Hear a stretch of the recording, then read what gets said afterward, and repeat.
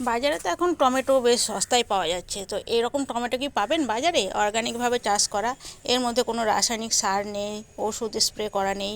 দেখুন গাছটা কিন্তু নিজে থেকেই হয়েছিল, সবজির খোসা ফেলেছিলাম তার থেকেই হয়েছিল।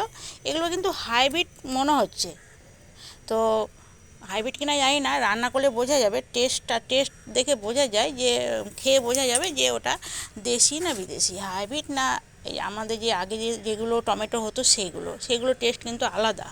আর যখন পেকে গেছে ঝরে পড়ে যাবে, তুলে নিতে হবে।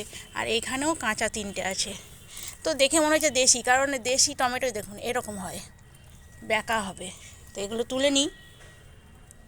এই যে ছোটো বড় মিলিয়ে এখানে তিনটে আছে, এগুলো আগে হয়েছিল তাই এগুলো পেকে গেছে। এটা কেমন হয়ে গেছে, যাই হোক। এই যে ওষুধ দেওয়া তো নেই, সেই জন্য এরকম। আর দেখুন এখানে ছোট ছোট হয়েছে, আর হবে না, কারণ গরমের সময় হয় না।